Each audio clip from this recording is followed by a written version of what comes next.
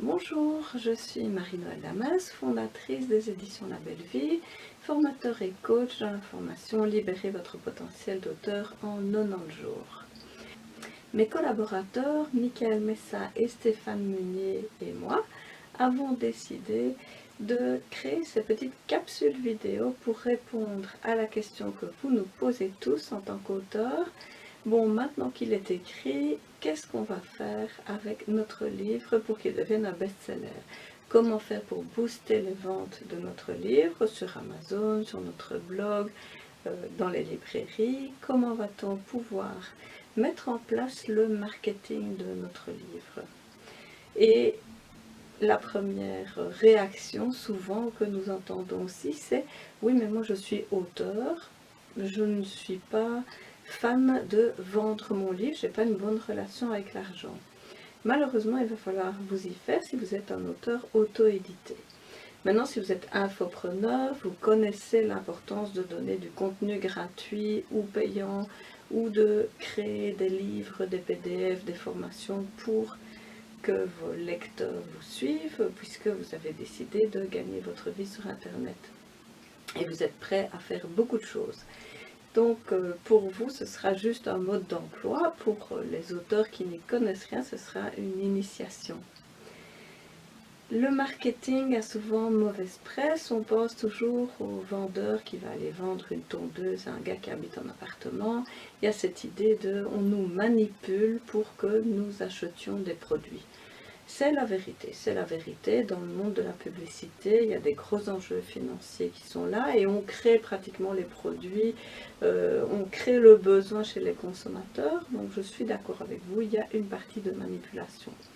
Maintenant, si vous avez été voir un bon film, si vous avez lu un bon livre, vous le recommandez, vous en faites la publicité autour de vous. Ce n'est pas de la manipulation, vous partagez votre enthousiasme. Et c'est dans ce registre-là qu'on va se situer évidemment en tant qu'auteur auto-édité. Partager notre enthousiasme à propos de notre livre, bien sûr, mais surtout de ce qu'il contient, c'est-à-dire votre expertise. Tous les grands auteurs le disent, il faut faire la publicité de son livre, même si ce n'est pas votre tasse de thé. Robert Kiyosaki a vendu 90 millions d'exemplaires de Père riche, Père pauvre. Et après 8 ans, on lui demandait, mais comment est-ce que ça se fait que c'est toujours un best-seller? Il répondit simplement, n'arrêtez jamais de faire de la publicité pour votre livre, tout simplement. Wayne Dyer, qui est un auteur américain, auteur du pouvoir de l'intention, auteur de plein de livres de développement personnel, 47 exactement, il a maintenant 75 ans, et 47 livres qui se sont trouvés tous au sommet de la liste des best-sellers du New York Times. Quand il a édité son premier livre, il a fait toutes les radios qu'il pouvait, il a été voir toutes les chaînes de télévision, n'importe qui acceptait de parler de son livre était le bienvenu et il en faisait tout le temps la publicité. Il rachetait même les stocks chez les libraires de telle sorte que les libraires soient obligés de recommander des livres et que l'éditeur soit obligé d'en faire une deuxième, une troisième édition. La deuxième édition, il a acheté directement tout. En une fois, il l'a mis dans son garage. Et il organisait des conférences tous les lundis où il parlait du thème de son livre, qui s'appelle d'ailleurs Boson Zéroné.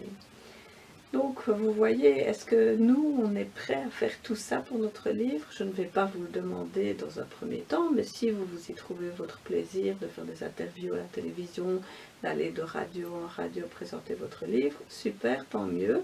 On en parlera des moyens de contacter les médias, on parlera de tout ça. On parlera de toutes les voies possibles pour augmenter votre notoriété grâce à votre livre et forcément en vendre davantage. Donc cette petite capsule vidéo était juste une introduction au marketing pour vous mettre un petit peu à l'aise par rapport au marketing. Vous allez être obligé de mettre cette casquette-là pour que votre livre se vende, même si vous ne mettez pas votre tête avec une casquette.